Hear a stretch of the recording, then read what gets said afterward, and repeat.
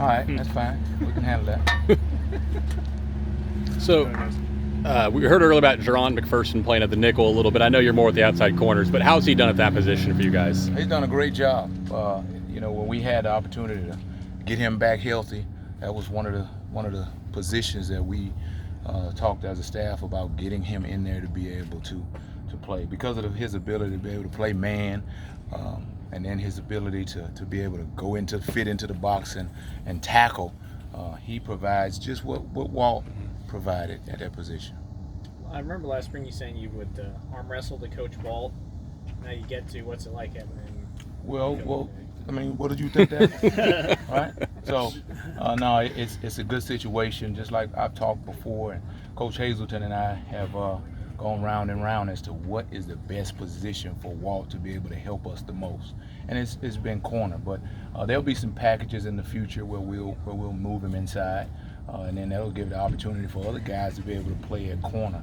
I think having great depth at that position is vital, especially in this league. Who is kind of the alpha dog of your group in terms of leadership right now? I'd say that actually we're leading by a group right now. AJ, of course, is a guy who goes about his business. He's not a talking guy, He really leads by example. So in that way, he does.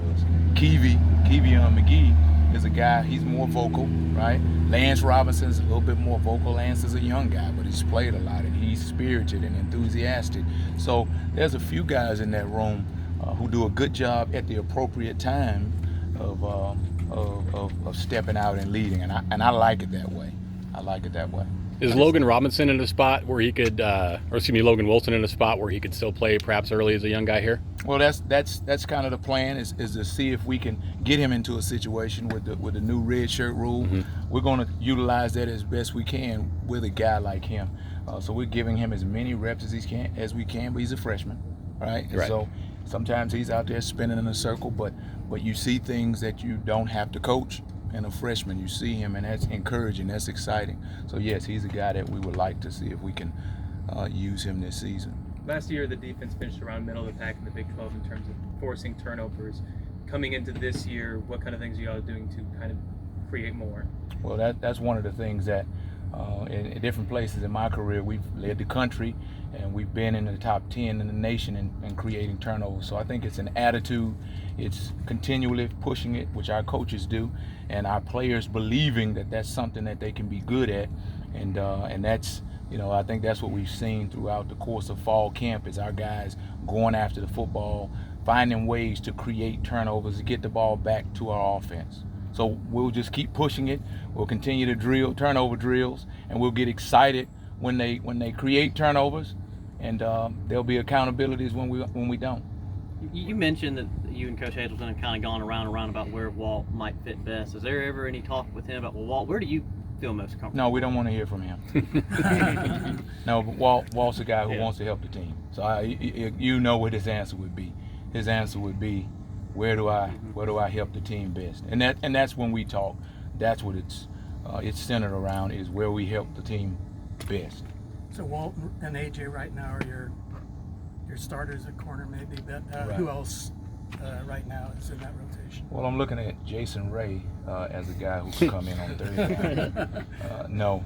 Walt, AJ, Kevion is a guy who has earned the trust to be able to get out there. Daryl Patterson is another guy, and Lance Robinson. So it's kind of a consortium of guys who have, like I said, who have earned the trust of the staff and earned the trust of their teammates.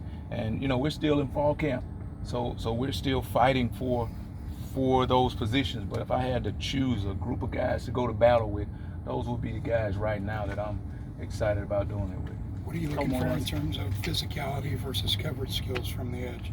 Well, you have to be able to be both, right? We look for size, we look for athletic ability, movement skills, but we want a guy who can be physical, because the offenses of today, they're gonna put that soft corner, that cover corner, they're gonna put him in the situations where he has to be a physical operator. So in our room, one of the first things we said, we don't want any cowards, and I don't think those guys have proven to be that. Now they're not they're not necro middle linebacker types, but they all will hold their own when asked to be physical at the point of attack. How aggressive do you anticipate? I know some of this might change week to week, but in terms of just being up, bump and run kind of guys, or backing off at corner, philosophically, where do you see that right now? Well, we're aggressive. We're mostly aggressive because we feel like we have the ability to be aggressive, but you can't do that every play. So there'll be plays and there'll be situations where we're not in a press alignment, but we want to be aggressive. We want to be aggressive 11 times out of 8.